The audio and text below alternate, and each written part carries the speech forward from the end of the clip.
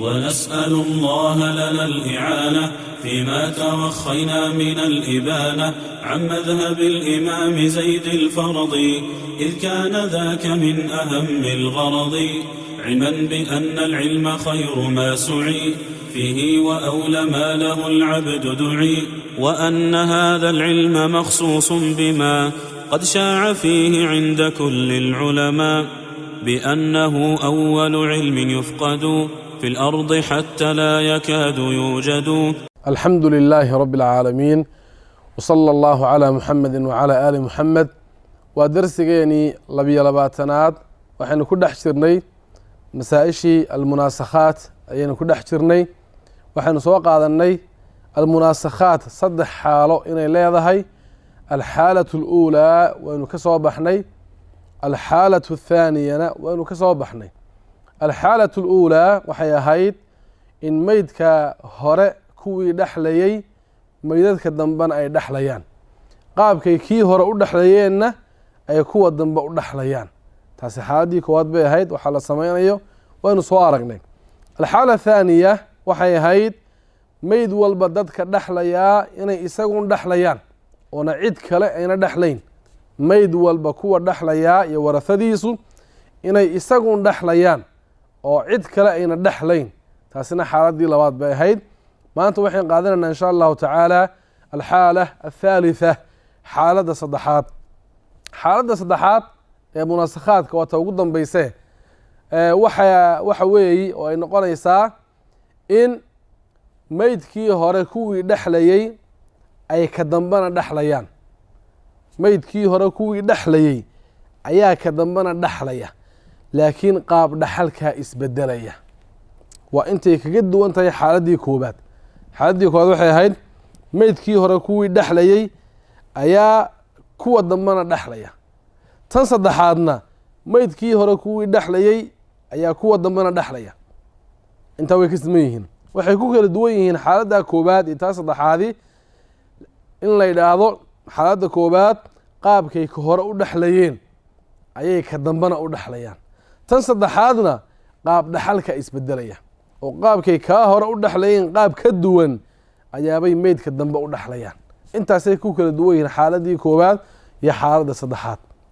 marka xaaladdan saddexaad waa in meydka hore kuwii dhaxlayay ka dambena ay dhaxlayaan, laakiin qaab dhaxalkoodu uu isbedelo, ama qaab dhaxalkoodu isma bedelin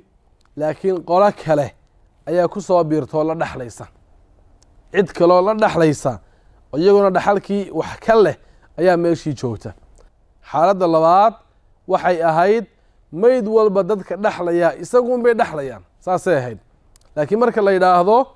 maydkii hore kuwii dhaxlayay baa kuwa dambe dhaxlaya, marka la yidhaahdo halkaa waxay kaga duwanaanaysaa xaaladii labaad. oo xaaladda labaad mayd walba dadka dhaxlaya isaguun bay dhaxlayaan, cid kale may dhaxlayn. haddana xaaladdan saddexaad waxa weeye maydkii hore kuwii dhaxlayay uunbaa kan dambana dhaxlaya. halkaa markii saa la yidhaahdo waxay naga baxaysa xaaladii labaad. xaaladii labaad bay naga baxaysa oo maydka xaaladda labaad waxay ahayd mayd walba dadka dhaxlaya isaguun bay dhaxlayaan. marka xaaladii labaad bay naga baxaysa. xaaladda koowaadna waxay ku baxaysaa marka la yidhaahdo qaab dhaxalkiibaa isbedelay oo xaaladda koobaadi qaab dhaxalku ismuu bedelayn. haddaba alxaala athaalitha haddaan soo uruuriyo waxa weeyi maydka dambe kuwa dhaxlayaa waa kuwii maydka hore dhaxlayay, laakiin qaabkay ka hore u dhaxlayeen qaab ka duwan bay u dhaxlayaan, ama waxaa la dhaxlaya oo ku soo biiray oo meesha la jooga dad waxa weeyaan kale oo dad kaloo cusub oo kuwii hore aan ahayn ayaa markaa dhaxalkii la qaadanaya oo la wadaagaya. alxaala athaalitha tacaynkaasiyaa weeyaan. haddaynu fiirino tusaalaha waxa uu ka tegey qof baa dhintay, waxa uu ka tegey oo uu ka dhintay zawjatun ummun iyo ibnun. zawjatun ummun ibnun, saddexdaa qof buu ka tegey. dhaxalkii lama qaybin. nin baa dhintay, wuxuu ka dhintay gabadhiisii zawjatun isaguu qabay xaaskiisii, ummun hooyadii, ibnun iyo wiilkiisii. dhaxalkii lama qaybin. iyadoo dhaxalkii aan la qaybin ayaa ibnigii waxa uu dhintay, wuxuuna ka dhintay ibnu ibnin iyadoo xaalku sidaa uu marayo ayaa waxaa dhintay ummun baa dhimatay ummun waxayna ka dhimatay dad cusub zawjun bay ka dhimatay isagu waa cusub iyo xaggaa hore de kuma jirin nacam ummun waxay ka dhimatay zawjkeedii qabay ayay ka dhimatay waxaad weydiin kartaa waxa weeyaan ninkii hore dhintay ilan tani hooyadii bay haydee hooyadan ninkii qabay mar hadduu joogo waa kan inlayne oo iyadu ay ka dhimatay miyayna noqonayn waxa weeyaan kii hore dhintay aabihii muna noqonayn de qasab maaha waxaa laga yaabaa isagu aabbo kalu lahaa oo waxa weeyaan gabadhan ee u dhashay markaa kaas hooyadii ama way kala tegeen ama uu ka dhintay nin kale oo ay guursatay buu kani markaa ahaa saasay markaa noqonaysaa umtii waxay ka dhimatay iyadoo dhaxalkii aan la qaybin zawjkeedii ayay ka dhimatay iyo ibnu ibninka waxa weeyaan inankeedii waxa weeyaan inankeedii yada ka dhintay ee hore wiilkeedii hore dhintay ayaa waxa uu ka dhintay wiilkiisii buu ka dhintay marka ibniganna way ka dhimatay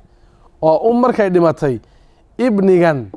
ayaa meesha joogay ibnigan waaye markaa waa inankeedii dhintay inankuu dhalay marka ayeeyay u noqonaysaa waa ibnu ibnin marka ibnu ibnigani ma aha qof kaloo cusub waa kanuun baa meydkii horena wuxuu ku dhaxlay ibnigiisii inuu yahay wiilkiisii meydkan dambe wuxuu ku dhaxlayaa inuu yahay ibni inuu yaho waxa weeyaan wiilkeedii ayaa dhalay oo waa ibnu ibni labadaa qof ayaa markaa ay ka dhimatay haddaynu sidaa u fiirino xaalkan saddexaad dhaxlayaashii meydka hore ayaa meydka dambena dhexlaya oo meydka hore ibnigaasi waa dhexlayay meydkan dambena isla ibnigiibaa dhexlaya marka waxa weeyaan dhaxlayaashii meydka hore inay ka dambena dhexlayaan de markaa dhammaantood kuwii ka hore dhexlayay inay ka dambe dhammaantood dhexlaan qasab maaha oo iminka zawjadan oo kale de kii hore un bay dhexlaysee meydka dambe ma dhexlayso wada waxba waxay isku dhexlaan kama dhexeeyo ee cid ka mid ah hadday xaggaana ku jirto xaggana ku jirto xaaladii saddexaad oo inoo noqonaysaa intaa markaan sidaa u helnay ibnigani meydkii hore wuxuu ku dhexlay casabanimo meydkan dambena casabanimo buu ku dhexlayaa oo qaabku waa qaabkii ha yeeshee dee waritha macahum gayruhum cid kale ayaa dhaxalkii la wadaagayso waxa weeyaan zawj oo xagga aan ku jirin markii hore xaggaa dhaxal aan ku lahayn ayaa xaggan dhaxal ku yeeshay marka xaaladii saddexaad taasay ku tahayo waa dhaxlayaashii meydka hore ayaa meydka dambena dhexlaya qaar kalena way ku soo biireen waritha macahum gayruhum kaasi waa tusaalaha hore tusaalahan waxa weeyaan labaadna meyd baa waxa uu ka tegey nin baa dhintay xaaskiisii iyo laba gabdhood isagu uu dhalay inantiisii iyo adeerkii dhaxalkii iyadoon la qaybin ayaa waxaa dhintay labadiisii binto mid ka mid ah baa dhimatay bintadaasaa dhimatay bintadaas markay dhimatay dad cusub kamay dhiman dadkii horuun bay ka dhimatay marka dhaxlayaasha meydka hore waa dhaxlayaashii meydka dambe un dadku waa dadkii laakiin qaab dhaxalka isbedelay oo iminka zawjadani tani meydkii hore waxay ku dhexlaysay inay ahayd zawjadiisii meydkan dambe bintadaana waxay ku dhexlaysaa inay tahay hooyadeed markaana thumun bay lahayd markana thuluth bay leedahay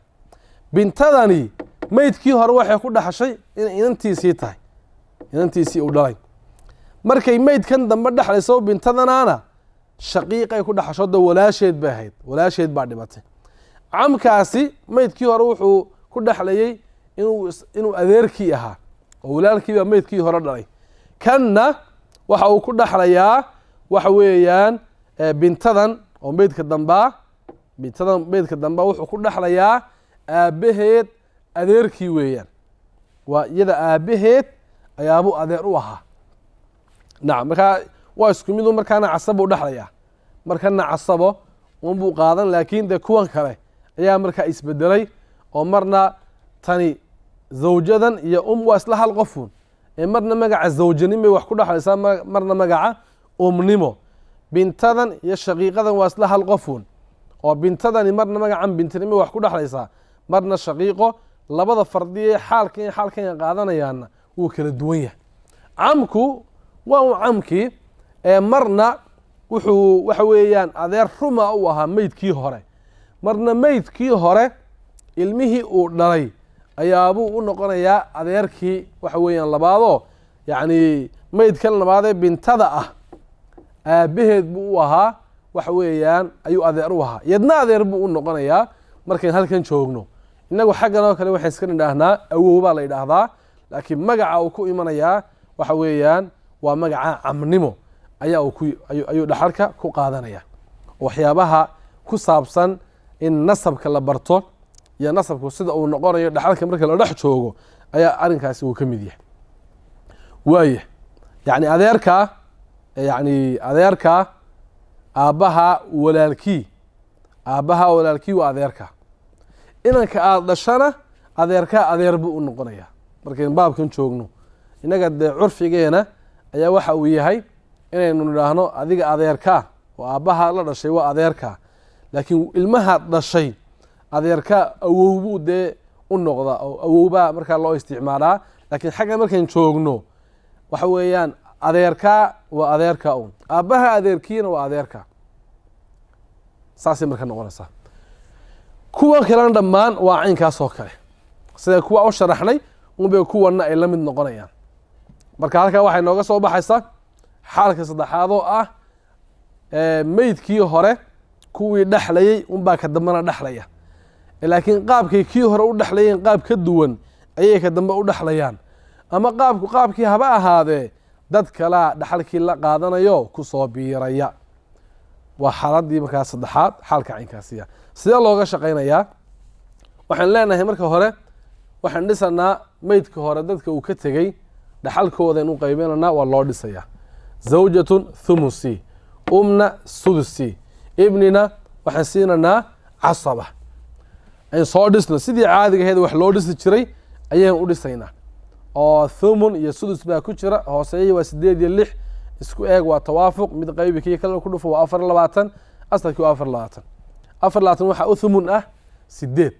waxaa u sudus ah 4 baaqigana waa 17 intaa markaynu samayno meydka labaad dadkuu ka tegay iyagana asal u samee meydka labaad wuxuu ahaa tuwafiyat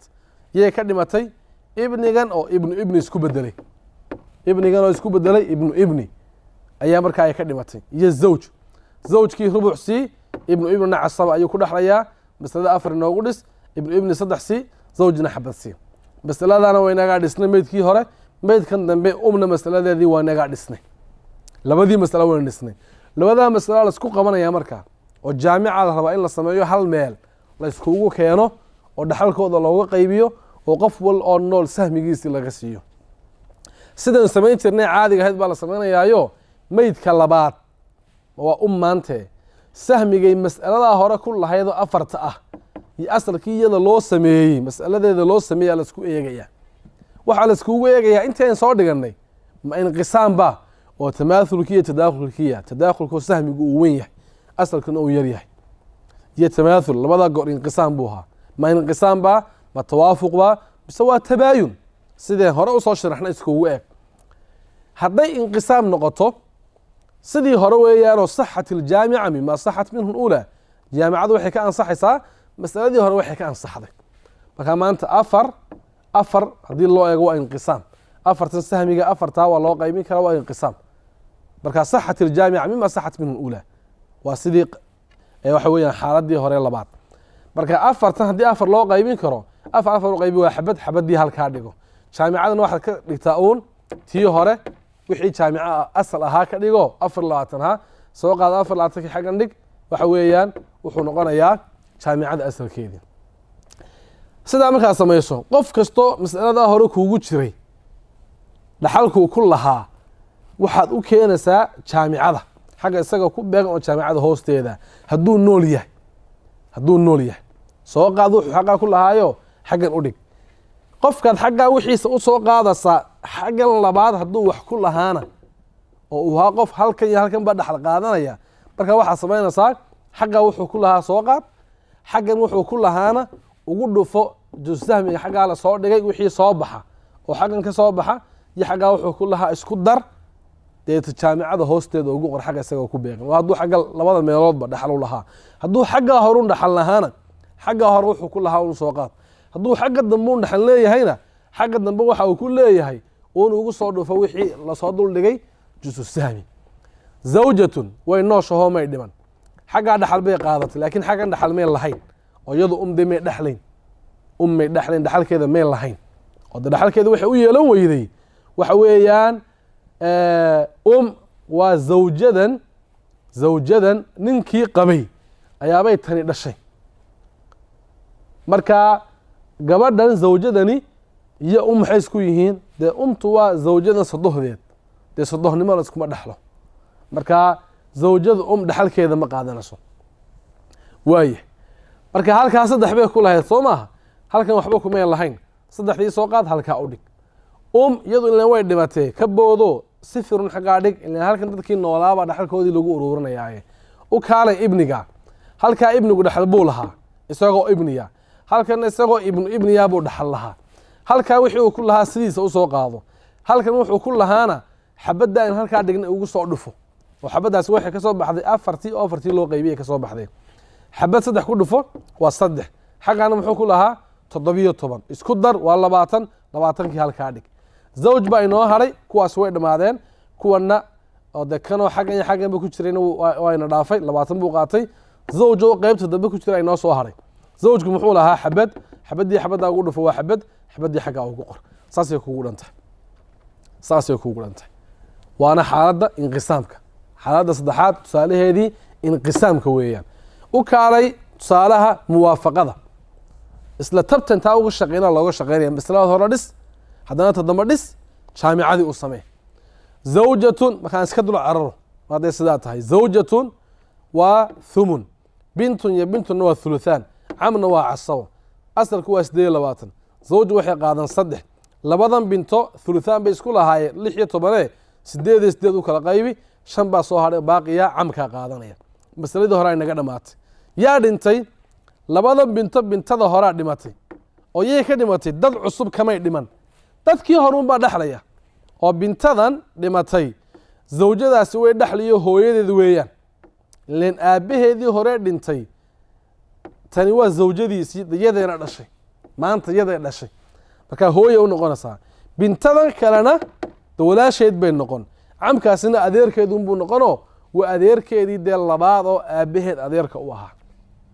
dadkii horuun baa dhaxlaya laakiin qaab dhaxalkaa isbedelay waayahay marka zawja maanta bay noqotee dhaxalkeedu umnimo waa thuluth bintadanna shaqiiqay noqotay ukhtun shaqiiqa ee dhaxalkeedu shaqiiqa ahaan waa nisfi camli amkanna waa casabo masalada inoo dhis thuluth iyo nisfi baa ku jiray asalka 6 ka dhig 6 maxaa u thuluthaa waa 2 6 maxaa u nisfiya waa 3 maxaa baaqiya waa xabad saasay markaa inoogu dhan tahay labadii mas'ale markaan sidaa u dhisno jaamicadii inoo samee jaamicada markaan samaynano waxaa la isku eegayaa halkaa fallaadhu ay isku xidhay maydkan dambe oo bintada ahi sahmigay mas'alada hore ku lahayd oo 8 ah iyo asalkii iyada loo sameeyey dadkii dhaxlayay mas'aladeeda asalkii loo sameeyo 6 ah ayaa la isku eegayaa 8 iyo 6 maxaa ka dhaxeeya waxaa ka dhaxeeya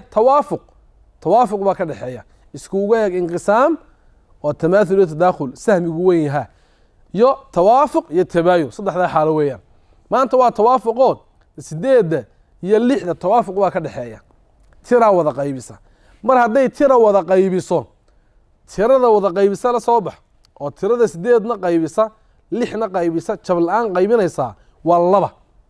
8 2 loo qaybin karaa 6 2 loo qaybin karaa haddaba labada wada qaybinaysa asalka u qaybi sahmiga ha u qaybin asalka u qaybi sahmigu waa 8 asalkuna waa 6 labada wada qaybisa 6 u qaybi marka 6 loo qaybiyo waa 3 saddexdii qaado halkaa dhig saddexdii qaado halkaa dhig saddexda wanaga halkaa dhignay halkaa markaad dhigto jaamicadii bay la soo baxnaa markaa oo saddexdaa waxaad ku dhufataa asalkii halkaa ku yaalo 28 ka ahaa 3 lagu dhuftay 28 waa 27 jaamicadii inoo noqonaya intaa markaan samayno qof kastoo mas'aladaa hore ku jiray sahmiguu ku lahaa waxaa loogu dhufanayaa saddexdaa lasoo duldhigay. hadduu nool yahay waxa soo baxuu qaadanayaa, hadduu dhintayna waxa soo baxa ayaa mas'aladiisa loo qaybinaya. hadda saddex zawjadan saddex bay lahaydee saddex ku dhufo waa sagaal. sagaalkaas wayn siin doonaa, horta ii hay. haddana saddex ku dhufo sideed, saddex marka sideed lagu dhufto waa maxayna 24 oo bintadu mee nooshahay mee ma noola. 24kaa soo baxay waxaad u qaybinaysaa aslu mas'alaheedii oo 6 ahaa. 24kii 6 u qaybinkaa waa 4. 4tii halkaa dhig wuxuu noqonayaa juz-u sahmi ayuu markaa noqonayaa. juz muxuu noqonayaa sahmi. juz-u sahmiga marka xaggaa la soo baxno oo kan labaad masalada labaad la dul dhigayo oo ka soo baxaysa meydka labaad sahmiguu ku lahaa mas'alada hore, juz sahmigii lasoo duldhigay inta lagu dhufto wixii ka soo baxa asalkiisa in loo qaybiyo. intaa markaynu helno ayaa waxaan leenahay qof kastoo halkaa ku jiray wixii uu ku lahaa u soo qaad jaamicadan u hoos dhig. waa qof kastoo taasoo keliyaata dhexlayay. qof kastoo tan dambeo keliyaata dhexlayana halkaa wixii uu ku lahaa ugu soo dhufo juz sahmiga. hadduu labada goorba wax dhexlayo waa sida xagga inoogu taalee, halkaana wuxuu ku helayey masalada hore wuxuu helayey juz sahmiga ugu dhufo, tanna wuxuu helayey juz sahmiga ugu dhufo. kadib labada goor wixii soo baxa isku dar jaamicada hoosteeda ugu qor xagga isagoo ku beegan. bal u kaaday zawjada markaa 3 ku dhufo 3 waa 9. waa masaladii hore. ta labaad dhaxal meel lahayd haa dhaxal weel lahayd oo labuu ahaa. labadii 4 ku dhufo waa 8. 8da xaggaa ka soo baxday iyo 9ka xaggaa ka soo baxay isku dar waa labadii mas'ale ilaynee. 8 iyo 9 isku dar waa 17. 17kii jaamicada xagga ku beegan ugu qor. bintadan way dhimatay iskaga tag. bintada kale 8 bay xaggaa lahayd. 3 ku dhufo 8 waa 24. xaggana 3 bay lahayd. 4taa ugu soo dhufo waa 12. 12ka iyo 24ka isku dar waa 6 iyo 30 jaamicada ugu qor. labadii goorba halkana waxbay lahayd halkana waxbay lahayd iskugu soo dar jaamicada ugu qor. camka uu kaalay 5 buu lahaa sahmi maxaa loogu dhufanayaa 3da. 3 5 ku dhufo waa 15. xagana muxuu lahaa xabad buu lahaa. 4taa ugu dhufo 4 xabad ku dhufo waa 4. 15 iyo 4na isku dar waa 19. waa 19. marka sahmiga halkaa yaalo waxaynu ka keenaynaa meydka labaad sahmigu meesha ku lahaa ayaa tiradii halkaa aynu soo dhignay lagu dhufanaya. wixii ka soo baxa loo qaybinaya markaa asalkii isaga loo sameeyey. markaa juz sahmiga ka soo baxa wixii tirada soo baxda noqonaysa juz sahmiyo loo dul dhigayaa. kadib qof waloo labada goorba wax dhexlayay wuxuu xaggan ku lahaa iyo wuxuu xaggan ku lahaa labada juz sahmi ugu soo kala dhufo iskuguna dar. waa mithaalkii tusaalihii muwaafaqada ayaa markaas sidaa noqonaya. isagoo mubaayana oo tabaayuna isla tabtaasaa looga shaqeynaya. oo waxaan leenahay masalada hore dhis tadambana dhis. jaamicada markaa uu kaalay meyd baa ka tegay ibni iyo ibni ku dhis 2 xabad siin. ibnigaasaa dhintay isna wuxuu ka tegay dad cusub zawjatun iyo bintun. xaggii horena ibnigii hadhsanaa dee walaalkii shaqiiqa buu noqonaya. shaqiiq buu noqonaya. shaqiiq ayaa markaa uu noqonayaayo labada ibni dhaxalkoodu wuxuu ahaa casaba. waa inagaa 2 asalkii ka dhignay. waayahay 2 ku dhisnay xabad kala siin. ibnigaas markuu dhintay shaqiiqaasuu ka dhintay ibnigan oo dee ibnigan baa shaqiiq noqday. markaa dee casabuu ku dhexlaya oo qaabku halkaa hore uu ku dhexlayay unbuu xaqina ku dhexlayaa. laakiin dad cusub baa meeshii ku jira oo zawjatun oo thumun qaadanaysa iyo bintun oo qaadanaysa maxay nisfi. marka inoo dhis masalada caynkaasiya 8 ku dhis oo de hooseeyaha waxa weeyaan thumunka iyo hooseeyaha nisfiga tadaakhul baa ka dhexeeya. 8 qaado oo asal ka dhig.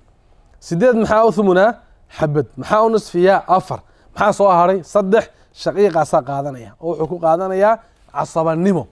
shaqiiqaasaa wuxuu ku qaadanayaa maxay casabanimo ayaa markaa uu ku qaadanaya. halkaa markaan saa sameynay jaamicadii baa inoo hadhay. jaamicada maxaa laisku eegayaa waxaa laisku eegayaa meydka labaad sahmigu ta hore ku lahaa waa xabadee iyo asalkii isaga masaladiisa loo sameeyey waa 8. xabadii 8 maxaa ka dhexeeya waxaa ka dhexeeya tabaayun baa ka dhexeeya. hadday tabaayunaan mas'aladan waxa weeyaan asalkeeda qaad, sahmiga ha qaadin, mas'alada asalkeedan qaad waa sideedii qaad halkaa dhig deeta kusoo dhufo oo jaamicada xaqaa kala soo bax. 8 laba ku dhufo waa 16 16kii jaamicuu kuu noqonaya. mas'aladan sahmiga la dul saaraysa ee ula soo baxnana maydkii halkaa joogay, maydkii labaad ee halkaa inoo yaalay, sahmigii uu qaatay 8daa kusoo dhufo. sahmigii uu qaatay xabad buu ahaa, 8 xabad ku dhufo waa 8. 8da caynkaasi ayaa u qaybi 8dii asalka ahayd ee soo baxday. 8da xaqaa inooga soo baxday asalka u qaybi waa xabadii halkaa dhig oo jusu sahmigii markaa. kadib maxaad leedahay qof kastoo halkaa ku jiray oo dhaxal qaadanayay halkanna wax qaadanayay iskugu soo dar. qofkii labada masale miduu wax qaadanayeyna waxa uu kolba meesha uu qaadanayay jusu sahmiga la soo dul saaray ku dhufo. ibnigaasi waa dhintay iskaga tag, ibniga hore wuu dhintee waxba ma leh. ilan jaamicada dhowr goor baan ku celcelinay dadka nool ee xaasilka unba wax la siinaya. ibnigaasi halkaa wuxuu ku lahaa xabad, 8da ugu dhufo waa 8. xaggana shaqiiq buu noqdo 3 buu ku lahaa, xabadda ugu dhufo waa 3. 3 iskugu dar waa 11. 11kii wuu qor. u kaalay masalada dambe dadkii joogay, zawjadu xaqa waxay lahayd xabadii ugu dhufo. xabad ku dhufo waa xabad halkaa ku qor. bintadu waxay lahayd 4, xabaddaa ugu dhufo, xabad 4 ku dhufo waa 4. 4tii markaa qaadanaysaa iyadoo mubaayana ama tabaayunaana saasay noogu dhan tahay. marka inqisaam, muwaafaqa iyo mubaayana ama tabaayun saasay noqonaysaa. xaaladii saddexaadna saasay ku dhan tahay, wax noogu harsanay ma jiro. maxay tii hore kaga duwan tahay? waxay kaga duwan tahay waxa weeyaan xaaladda saddexaad xagga xaalad ahaan maydkii hore kuwii dhexlayay ayaa ka dambe dhexlaya, laakiin qaab dhexalka ayaa isbedelaya. ama iyuuna qaab dhexalku isbedelinbe dad cusub baa ku soo biiraya. xagga xaalad ahaan waa sida. xagga shaqo ahaanna waxa weeyaan masalada hore dhis, ta dambana dhis. labadaa masalada markaad dhisto jaamicaad samaynaysaa. xaaladii labaad dhowrka meyd ee dhinta ee iska dadambeeya mid walba masala loo dhisayay. meydka hore u dhis, haddana ka labaad u dhis, haddana ka saddexaad u dhis, haddii 4 ahayn ka afraad u dhis. jaamicada marun baa la samaynayay. halkan meydkii hore markaad u dhisto oo ka labaadna aad u dhisto jaamicaad samaynaysaa. haddii meyd saddexaad yaalo kadib baad u dhisasaa. kadib meydkaa saddexaad masaladaad u dhistay iyo jaamicadii baad isku soo qabanaysaa. haddana jaamico kalea samaysmaysa. haddana meyd afraad hadduu jiro meydka afraad u dhis, masaladiisii iyo jaamicadii ugu dambeysa isku eegaysaa. jaamicaa laga soo samaynaya oo tusaalaha dambe inoo hadhay ayaynu ku arkaynaa insha allahu tacaala. intaasay horta kaga duwan tahay. oo halkan jaamicaadka inta meydee meesha laba meydoo kastaba jaamica loo samaynaya. laakiin tii hore masaa-isha marka lasoo wada dhiso unbaa hal mar jaamicada waxa weeyaan la samaynayay. halkaa way kaga duwan tahay. sida kale marka masalada lasoo dhiso qofka waxaa lasku eegayaa sahmigiisa iyo aslu masalihii, inqisaam iyo muwaafaqa iyo tabaayun ayaa laiskugu eegayaa. sidii xaaladda labaad unbaa tanna waxa weeyaan laiskugu eegayaa. intaa way ka sameeyeen. bal tusaalahan u kaalay ugu dambeeya, meyd baa wuxuu ka tegey 3 ibni. dhaxalkii iyadoo la qaybin ayaa ibnigii hore wuxuu ka tegey zawjo iyo ibni. jidadkii hore hadday cid ka dhexlayaan, haddii kalena dadkaa cusubun ba dhexli doona. haddana dhaxalkii lama qaybin weli oo meydkii labaad dadkuu ka tegey ee isaga dhexlayaybaa oo zawjo iyo ibni ahaabaa ibnigii dhintay iyadoo dhaxalkiiba aan la qaybinoo dadkaa cusub buu isna ka dhintay. markaa maxayn samaynaynaa? meydka hore masalo u dhis, haddana meydka labaad u dhis, jaamica u samee, haddana ka saddexaad dhis, jaamico kale ugu dambaysaa samaynaysaa. goodhow halka laga duulayaa waa jaamicada ugu dambaysa ayaa laga duulayaayo dhaxalka laga qaybin doonaa. nacam. 3dan ibni dhaxalkoodu waa casabo, ru'uustooda qaad oo asalkii ka dhig waa 3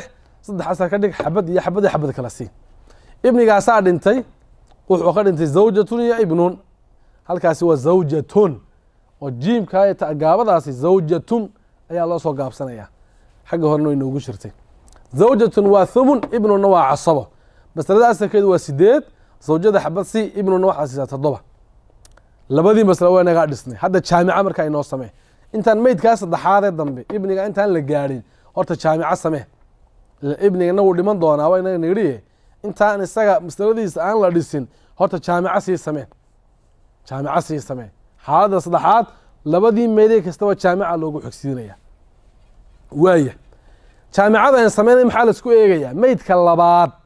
sahmiguuta hore ku lahaa iyo asalkii isaga loo dhisay waa xabadan iyo 8 maxaa ka dhexeeya tabaayun hadday tabaayunaan maxay nidhi hadday tabaayunaan asalka qaad siduu u dhan yahay oo mas'alada hore duldhig masalada hore duldhig waa inagaa duldhignay masaladan labaad sahmigeedan waxaa lagala soo baxayaa meydka labaad sahmiguu ku lahaa masalada hore ayaa loogu soo dhufan doonaa tirada halkaa la soo dhigo wixii soo baxa ayaa masaladiisa loo qaybin doonaa wixii ka soo baxaa jusahmi noqonaya haddaba 8 soo qaado halkan dhig waa inaga dhignin 8 3 ku dhufo waa 24 jaamica inooga dhig 8 xabad ku dhufo waa xabad muu nool yahay mee wuu dhintay 8 xabad ku dhufo waa 8 muu nool yahay mee wuu dhintay u qaybi asalkiisii 8 u qaybi 8 waa xabad xabadii halkaa dhig 8 ibniga xabad ugu dhufo waa 8 xaqna waxba kuma lahayn 8diisii 8 ibniga kalena xabad ugu dhufo waa 8 xaqa waxba kuma lahayn xaqa u dhig u kaada kuwa dambe zawjatu xabad bay lahayd xabada ugu soo dhufo xabad ku dhufo waa xabad u qor jaamicada ugu hoos qor ibnigan 7 lahaa xabada ugu dhufo waa 7 halkaa ugu qor jaamicada way naga sameynay u kaalay meydkii saddexaad ee dhintay oo ibnigan buu ahaa ibniga tuufiya yuu ka tagay zawjatun bintun ibnu ibnin masala hadda isaga u samee zawjatu waa thumun bintuna waa nisfi ibnu ibnina waa casabo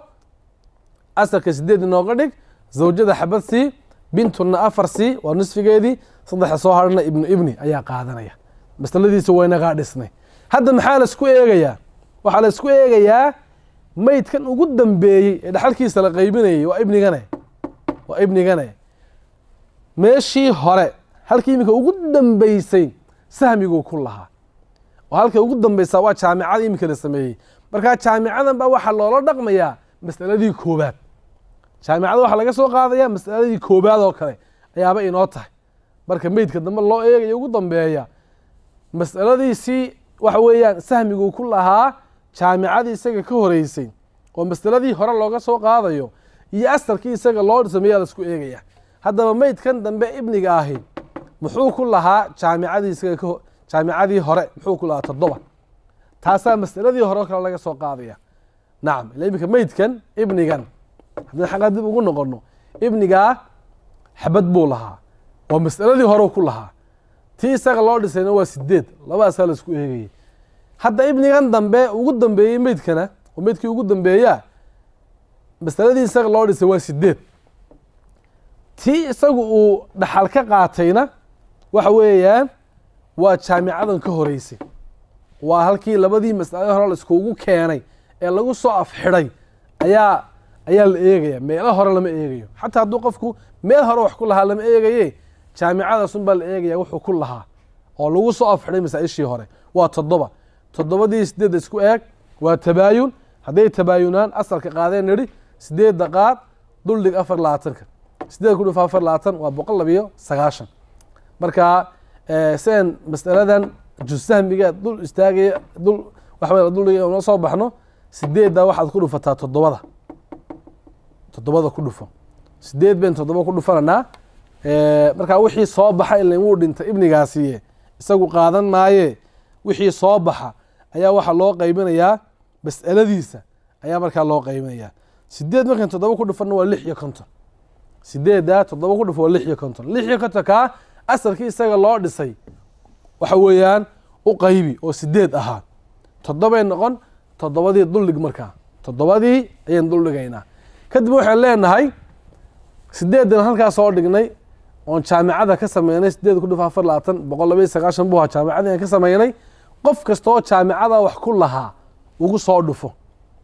wixii u soo baxa ugu qor xagga dambe hadduu masalada ka dambeyso wax ku lahaana ugu soo gee oo iskugu dar hadduu taa jaamicadu wax ku lahaana jaamicadu wixii ugu soo baxa ka siin qof kasta oo tan ugu dambeyso wax ka lahaana wixii uu lahaa jusahmigii la soo duldhiga ugu dhufo inta ugu qor idan waxaan leenahay 8 ku dhufo 8 waa 64 ibnigaasaa qaadanaya ibnigaasi 8 buu jaamicada ku lahaa 8 ugu dhufo وافر اللحدا حقا وقر ابني كان سديد بو حقا كلها سديد ugu soo dhufo وافر اللحدا حقا waxba kama lahayn حقا ugu qor zawjadaasi jaamicada waxay ku lahayd xabad bay ku lahayd xabada waxaad ugu soo dhufataa sideed xabad ku dhufo sideed xaga ugu qor ibniga waa ka isagu dhintay ka bood markaa oo wixii soo baxa waxaan u qaybinay asalkiisii 7 noqday jusu sahmiya waaya zawjadan dambe masalada xabad bay ku lahayd 7 ugu soo dhufo 7 xabad ku dhufo waa 7 bintadaasi 4 bay lahayd 4 ugu soo dhufo 7 waa 8 jaamicada ugu hoos qor xaga ku beegan ibnigaasi wuxuu lahaa 3 8 ugu soo dhufo waa 22 jaamicada ugu hoos qor xaga isaga ku beegan masaladii saasay markaa ku dhamaanaysa waxa weeyaan haddii meyd saddexaad meesha uu yimaado labada hore jaamicadooda marka la sameeyo ayaa loo dhisayaa kadib jaamico kale la sameynaya haddii imika qof kale oo dhintana saas ilaagba la sameynayaayo jaamico masala loo dhisayaa kadib jaamico kale la sameynaya goor dhow dhaxalka markaynu qaybinayno oo la raba imika wadadii dhaxalka lagu qaybinayay aynu kala soo baxaynay qof walbaaba sahmiga uu leeyahay bay ku jirnaaye goor dhow marka dhaxalka lacagtii guryihii wixii adduunkii uu ka dhintay maydkii hore oo kuwa dambe qaarna ay toos u dhaxlayeen qaarna dadkay ka dhinteen ay dhaxlayeen oo iyaga ay kasii dhaxlayeen halka laga qaybin doonaa jaamacada ugu dambaysun bay noqonaysaa haddii meesha dhowr jaamaco yeelato marka hadda xaggaasaa laga qaybinaya waxaan leenahay maydkii ugu horeeyey ciddii uu ka dhintay iyo cidduu ka dhintay cidday kasii dhimatay isku wada geeyo inta ka nool jaamicadaasay waxoodii uu ku yaalaa halkaasaa qof kastaa sahmigu qaadanayay waxa weeyaan uu ku helayaa marka haddaynu saa usoo eegno ibnigaas ma noola isagu waxa ma qaadanayo ibnigani wuxuu qaadanayaa 4 sahmi ibnigaa kale wuxuu qaadanayaa 4 sahmi zawjadaas waxay qaadan 8 sahmi ibnigaasi waa uu dhintay zawjadaas waxay qaadan 7 sahmi bintada 28 sahmi ibniga 22 sahmi dadka nool ayaa jaamacada ugu dambeeya wax ka qaadan doona marka masaladii munaasakhada saasay noogu dhan tahay dabcan masaa'isha ugu adag cilmiga dhaxalka ayaa munaasakhaadku ay ka mid yihiin manaadka dabcan wuxuun bay u baahan tahay in aada loogu fiirsado iyo in lagu celceliyo wixii markuu qofku fahmo cabaaru ku celceliyo si qalbigiisa ay ugu sugnaato casharan aan la muraajacayna dee qofka u fududaan maayo waxaa laga yaabaa marka loo sharxayo inuu fahmo laakiin gadaalu ka ilaabo marka ilowga waxaa kula dagaalamaysaa ku celcelin fara badan oo lagu celceliyo darsigii munaasakhaadku halkaasuu inoogu dhan yahay wixii samuurada ku saabsanaa insha allahu tacaala qoraalka kitaabka inoogu yaala inaanu aqrino ayaa markaa inoo hadhay oo darsigeena kan xiga aynu ku qaadan doono wallahu subxaana wa tacaala aclam wa axkam wabillahi towfiiq